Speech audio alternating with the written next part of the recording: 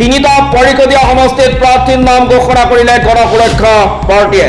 BPMৰ পাছতে গণ সুৰক্ষা পাৰ্টীয়ে ঘোষণা কৰিলে BTC পৰিষদীয় নিৰ্বাচনৰ প্ৰাৰ্থীৰ নাম। তিনিটা পৰিষদীয় সমষ্টিৰ বাবে প্ৰাৰ্থীৰ নাম ঘোষণা কৰিলে দলটোৱে। BPMৰ পাছতে গণ সুৰক্ষা পাৰ্টীয়ে ঘোষণা কৰিলে BTC পৰিষদীয় নিৰ্বাচনৰ প্ৰাৰ্থীৰ নাম। তিনিটা পৰিষদীয় সমষ্টিৰ বাবে প্ৰাৰ্থীৰ নাম ঘোষণা কৰিলে দলটোৱে। ইয়াৰে দিহিৰা সমষ্টিত গণেশৰাম দাস, বাসংগুৰি সমষ্টিৰ বাবে মৃদুল দাস, জামদুৱাৰ সমষ্টিৰ বাবে বনমালী ৰাভাৰ নাম ঘোষণা কৰা হৈছে।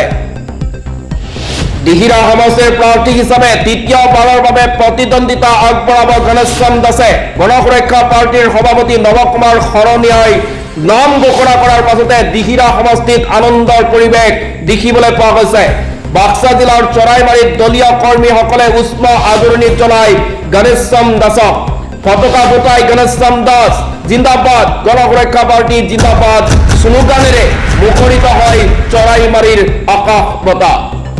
সংবাদ মাধ্যমৰ আগত প্ৰথম প্ৰতিক্ৰিয়া প্ৰকাশ কৰে গণেশৰাম দাসে আৰু উল্লেখ কৰে যে 10 বছৰ মই BTCৰ MCLA হিচাপে কাম কৰিলো। সমষ্টিটোত বেছি কাম বাকী নাই আৰু অসম্পূৰ্ণ কাম এবাৰ সম্পূৰ্ণ কৰিম।